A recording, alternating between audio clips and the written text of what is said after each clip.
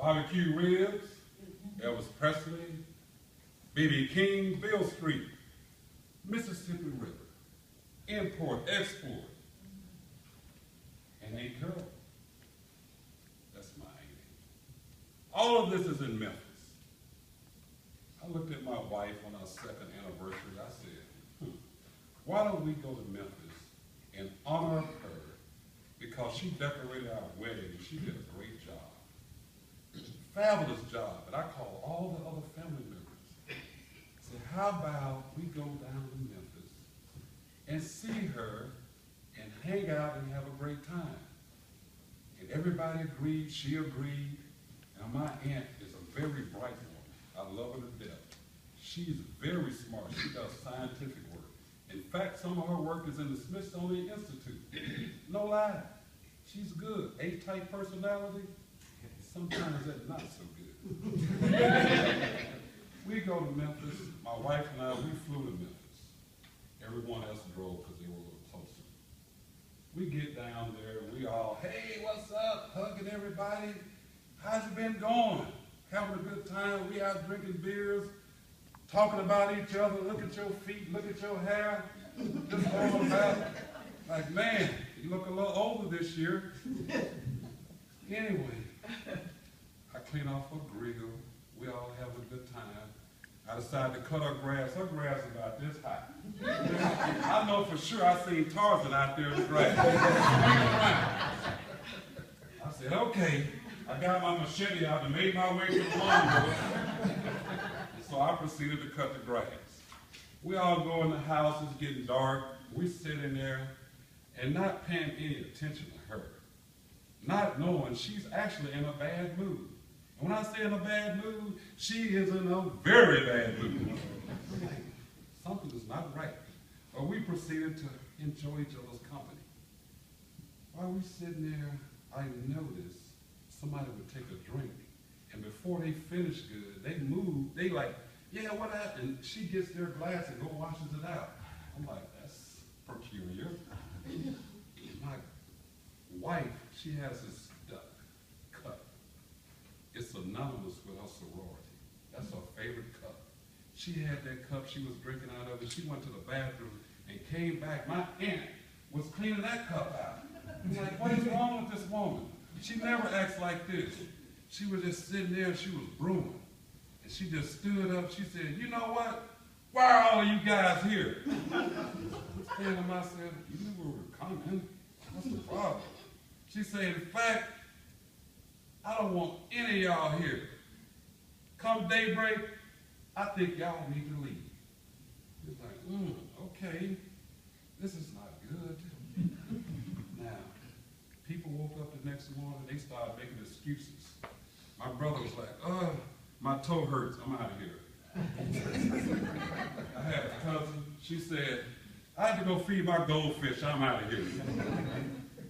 My brother was like, I got a meeting with the president in the morning, I'll see you later. Everybody left. My wife and I was stuck.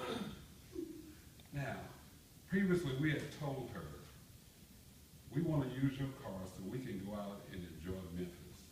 Go down to Bill Street and enjoy ourselves. We were sitting there.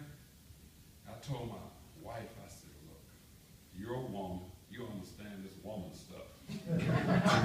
Why don't you go ask her to use the car because I'm not going to ask her. My wife was sitting there like, I don't know her like you know. I'm not going to ask her. You've been knowing her longer than me. I said, that's why I'm not going to ask her. So we're in there. I said, let's flip a coin. We flipped a coin. It didn't matter who won. We still sit there. So on the night of our anniversary, we're in Memphis, not going out. We sitting there flipping through pictures and reminiscing. I was like, man, I can't wait until we get out of here. Everybody's gone. We just stuck. Because our flight leaves the next morning. The next morning came. And she gets up, very sarcastically said, I thought you guys were going out last night. Enjoy yourselves. I'm looking at her. You know why we didn't go out? Crazy. We sit there. She was taking us to the airport. She was in a good mood, I guess, because we were leaving. We were in a very good mood for the same reason. We get to the airport, we get on the plane, we just laugh and say, man, that woman is crazy. We sit on the plane, we just sitting there, and all of a sudden the pilot comes on. Now, by his diction and his voice, I can tell this was a black pilot. Now, black pilots, they can fly, of course. But I've never flown with a black pilot. I'm like, this is going to be interesting. I said, I hope he can fly this thing. Now, we're on a McDonnell Douglas plane. I always rode Boeing, so I'm not sure how this is going to go. We get on the plane. He comes on the speaker. This is your pilot. We'll be taking off in a few minutes. So we take off, and we ride. And we get to Dallas. I was like, yes, we're here, finally in Dallas. But he comes on the speaker and says, we're going to have to circle Dallas for a few minutes. I was like, oh, Lord. I've never been on a plane that circled around the city. We're downtown just circling and circling and circling. I'm like, we circled for a whole hour. I'm like, oh, this is scary. And all of a sudden, he got clear to land. He just, nosedive.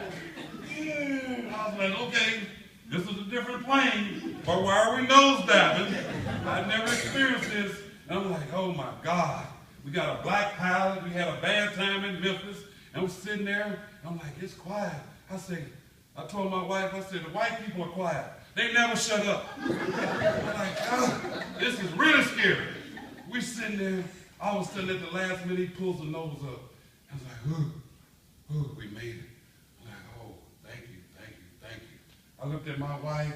I said, baby, we're not ever going back to Memphis. Madam Toastmaster.